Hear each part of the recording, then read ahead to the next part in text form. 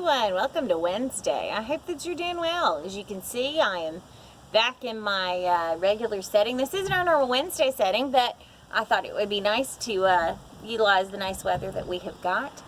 I'm glad that you have joined me. I hope that you will enjoy our new series that we're going to start on Wednesdays. On Wednesdays, we're going to talk about missionaries. If you don't know what a missionary is someone who goes and tells people about Jesus or does work in the name of a church or a group that likes to tell people about God and help people with different things. Our church does mission trips with the youth, not this year, but some years we do. And, excuse me, and sometimes the adults in our church go on mission trips. And they go and they do work for people and tell people about Jesus while they're doing it. This is a wonderful thing that people do. And not everyone is called to do it, but those who are a blessing to those people that they go and work with. Now, the book we're going to be reading out of is called The Missionary Stories from the Millers. Some of these stories in this book are a little bit intense, so we won't be reading all of the stories in this book, but we will be using some of them. So today's story that we're going to talk about comes from the country of Mexico. Now, are we ready? Here we go. The name of this story is The Talking Tortilla. "Here comes the plane," shouted the children. They were Tila Indian children of southern Mexico. Their ears had picked up the sound of the engine of the mission plane. "It's coming over the mountain pass, Senorita Ruby," a little boy exclaimed. "And you said they were bringing something special today." Ruby Scott, a missionary teacher, smiled. "You may be dismissed," she told the children. She had been working with her co-worker, Viola, in the Tila Indian village for 5 years. First, they had to learn the language so they could speak the words to the Indians. And next, they began translating the New Testament one book at a time into the language of the Tilas.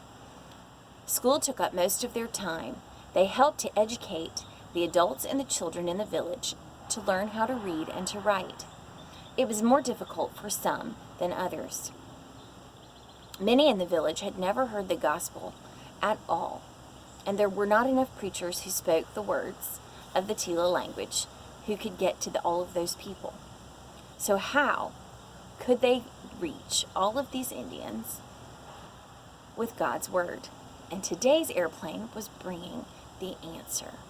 The small plane came to a stop, and the pilot unloaded a special cargo: 10 phonographs and several boxes of records. The missionary opened the box, and all of the villagers crowded around. Ruby placed a record on the turntable of one of the phonographs. She called over to the son of the chief. "You crank this handle around until I tell you to stop." Always ready for excitement, the boy jumped right to it. Suddenly, the record started to play. The crowd gasped fearfully and moved back. The children screamed and scrambled as the words poured from the machine. "It talks! The black tortilla talks!" they shrieked. No classes had ever held their attention so well. The records were pressed with the gospel messages in their language, scriptures and songs and stories in the language of the Tila people. When the record stopped playing, Ruby held it up, and an Indian reached out to touch it. He was afraid. Was this dangerous? He touched the record and held it in his hand. The tiny lines around the edges of it. "Where are the words? We can't see the words, like on paper.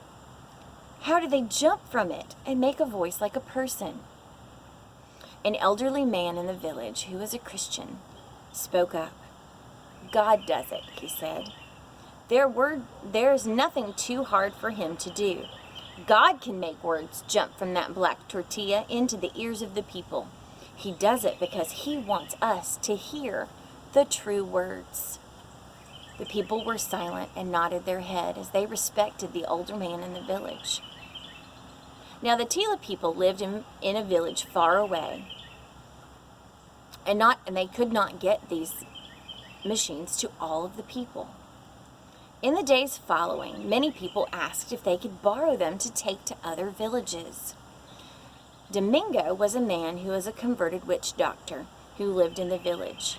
He had believed the words that Ruby had told him about God, and he wanted to share it with others. He borrowed a machine and went to another village. He tried to play the record for the other people, and they wouldn't listen. The strange black tortilla that spoke in their language made them uncomfortable. They were so afraid. His friends in the other village could not believe. How can you, a witch doctor, change your mind? What is wrong with you? They could not understand how he could stand there and take all of the criticism they were giving him. He closed the record player and took it to walk away. Please, he began to his friends, won't you listen? One of the men charged after him with his machete, and Domingo held up the record player and was injured as he tried to save himself. The angry man walked away, and Domingo ran away. Tearing some cloth from his shirt, he tied his hurt hand and he trudged home. 2 days later, with his wounded hand still. These poor men, he told the missionary, God's message has got to grab their heart.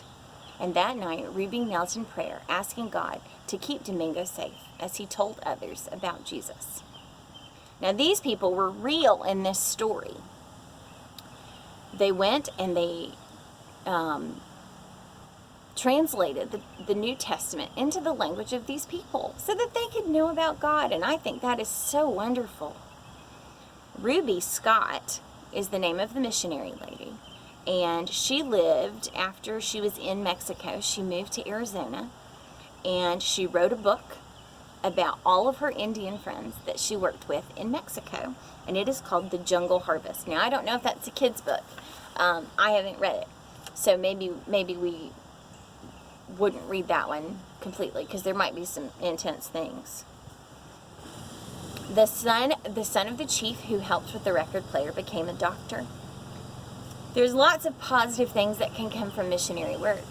So they were able to take the words of God in the language of the people who lived in this village so that they could hear it, because not all of them could read it. And that was such a blessing to them. I hope that you can find something today to help be a blessing to someone else. And I hope that you've enjoyed our missionary story. And next week we'll have another one. I hope that you will continue to do well. Enjoy this summertime that has started. I know some people's swimming pools have opened and you can go have fun doing that.